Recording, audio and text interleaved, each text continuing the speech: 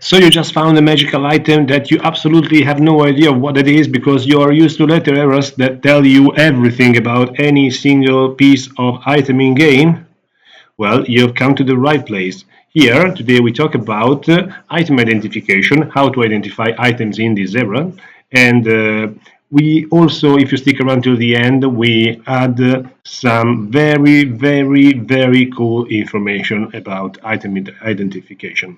So in this era, the problem is when you find something, when you find a ring, it's a magic ring.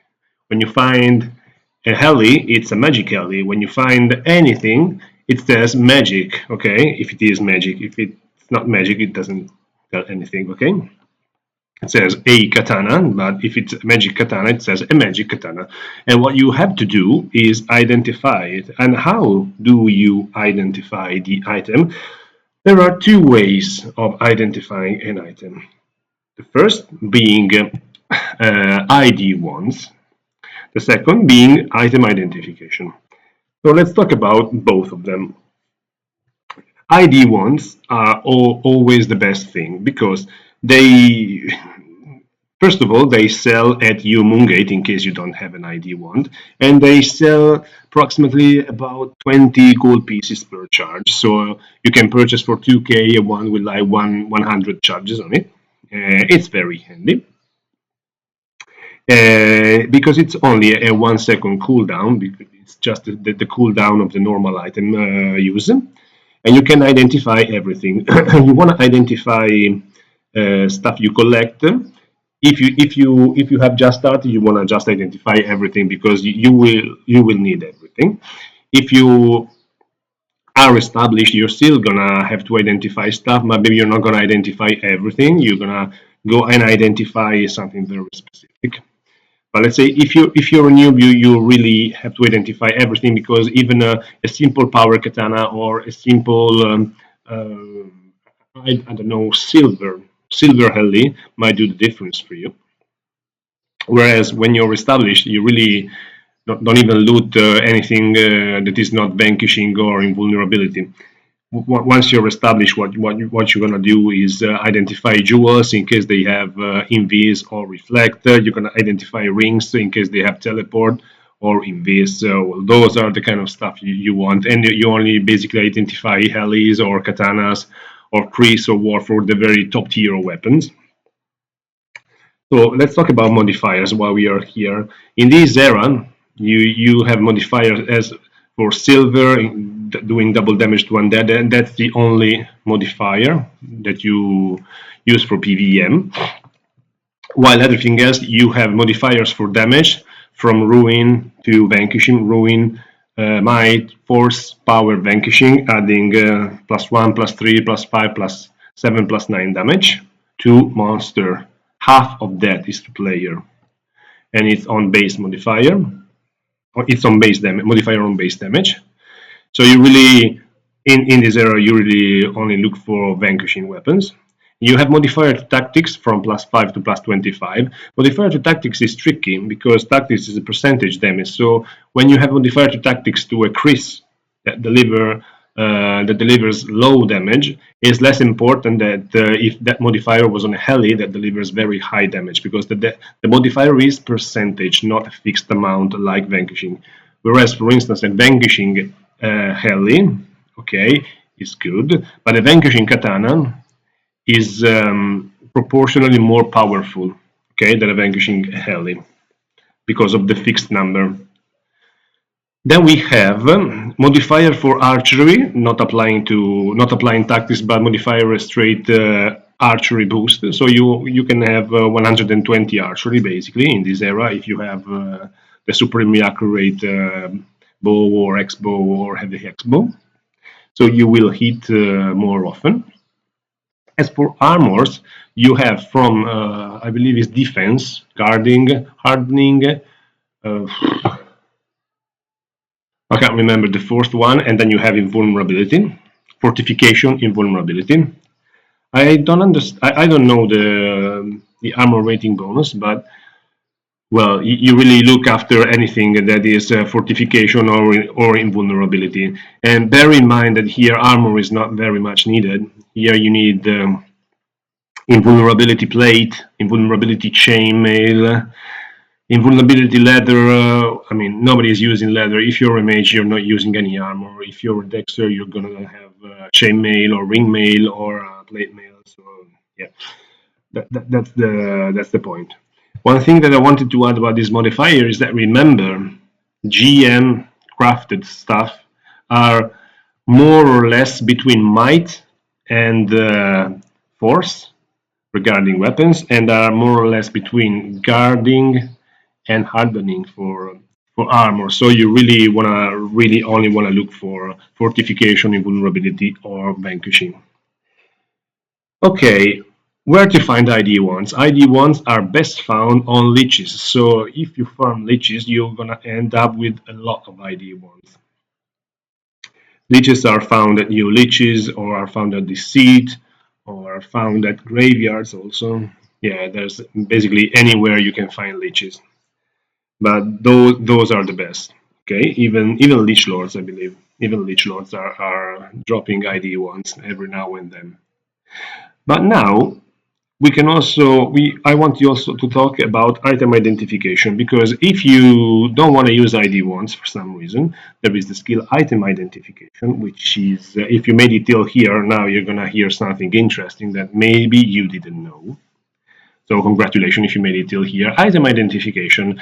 First things first, how do I raise item identification? Item identification, because let's say you have a weapon, you ID the weapon. Until you don't ID it, you are gaining skill. The moment you ID it, the skill tells you, yeah, hey man, I already know what that is, so how can I gain skill? So you have to use it on something that you never know what it is. And what it is that? It is a spell book. So every time you use item identification on a spell book, if you fail, you fail. If you succeed, okay, you still it tells you, okay, the book contains X number of spells and it's worth about blah blah blah. But it still remains a spell book for you. So every time you ID it, even if you succeed in IDing it, you still can gain skills. So basically, if you want to gain item identification, item ID a spell, your spell book, pause 10 seconds, loop. And you're going to GM it in like 40 hours or a couple of days. The cooldown, unfortunately, is 10 seconds, which is a lot, but yeah, okay. It can become handy, and I'm telling you how it becomes handy. Because if you made it till here, you deserve it because you're the best. It becomes handy when it becomes handy when it comes to IDOC, for instance, because let's check when you go to a place. Okay, hold on. Okay, let's imagine I don't have item identification on this character, but that's not a problem. We are going to use ID1 on this because it's exactly the same. Okay, let's go here. You have a sign. This house is slightly worn, but of course I clicked it. Okay, to assess the status. And how can you click in Razor? You cannot click in Razor. In Razor you can do something else. Let's imagine. Let's grab an ID1. I should have an ID1. Okay, ID1. Let's imagine this is the skill, not the ID1, because the skill is exactly the same. I don't have item identification on this character. You double click the one and click the sign. Target cannot be seen because, yeah, you don't have to be a noob to do this. You have to do it in line of sight. Okay, it tells exactly what it tells when you single click it. So this can be made in a macro. So let's say you use item identification on a house sign, post 10 seconds loop. Maybe this house is greatly worn. So during this loop, you can actually tell that if in danger of collapsing, for instance, then take picture and stop the macro. So the point is, when you get back to your PC, you will find in your folder, okay, you will find a picture with the exact timing of the house turning IDOC. So you add 17.2 hours to that timing, and you know exactly when the house is going to fall. So IDOC timer is one way of exploiting item identification. Another way of exploiting item identification is I show you, okay, let's go to a place. Let's go here. Okay, I want to check rares. Okay, some rares, for instance, the hanging armor, they spawn in a container. Okay, let's go hanging armor. Hanging armor spawning at Lord British Castle, north of Westbury Bank. Okay, you see armor. Okay, 0 items. But okay, let's grab our identification wand. Where is that? Okay, double click identification wand. Click the armor, and again you see 0 items, 0 stones. So you can use a macro like item identification, target the armor, loop. So long as it says 0 stones, you know that nothing has spawned.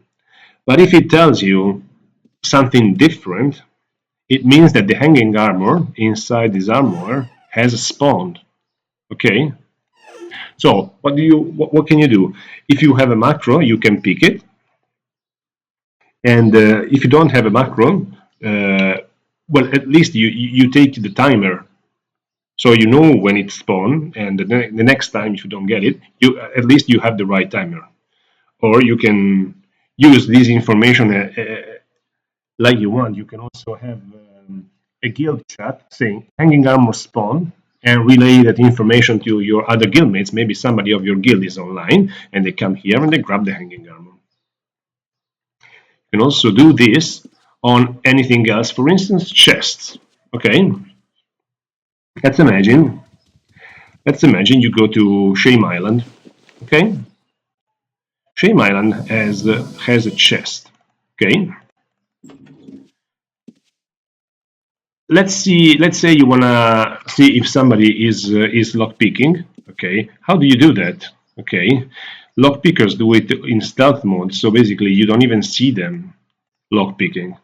So what you can do here, somebody recalls in hidden, for instance. Let's say that somebody recalls in hidden here. They pick the chest. Okay, they loot the chest, and they recall away. And you have the information. You can see that, oh, fuck, somebody has picked the chest. They recalled away. What can I do now? Can do nothing because he recalled away. But if you use your ID wand, where is the ID wand? Okay, if you use your ID wand here on the chest says locked, metal chest or something. Okay, let's go here. There's a line of sight problem here. Metal chest. When it becomes unlocked, it says metal chest, X stones and X items. So basically you can do a macro like item identification, targeting at the chest. Okay, if stones or if items, okay, that means that somebody has picked the chest. Somebody is picking now the chest and collecting the loot. So you know in advance, even if they are hidden, that they are collecting the loot. So you can actually intervene, tag them and do anything else, relay information to your guild, anything. Okay? So this is basically the use of item identification. Sure, you can ID items. Sure, you can ID your magic jewelry, the invis, reflect. Sure, you can use ID ones on those little chests that we just saw, or on the MIBs, or on the treasure maps, or on random mob, or why not even at the player's vendor? Because yeah, somebody says, okay, I'm selling a plus 25 vanquishing heli for 1 million. Okay, then but it says only magic heli, maybe, so you want to identify that. So it's a very useful skill, but I bet that some of this you didn't know. So you can actually make a very good use of item identification skill for idocs, rares, and dungeon chests. So once you know the mechanism, I mean, item identification tells you basically as if you click the item. So imagine the amount of information you can have on this. So that comes down with item identification and only a 10-second cooldown. This is it for the video. If you learned something, please let me know in the comments below. And if you want to continue enjoying my channel, please click either up here or up here for the latest video. And if you click something, you really want to click something, click down here for the subscribe button. It really helps a lot. And support UOSA any way you can. Thanks a lot, citizens of Britannia, and until next time, stay safe.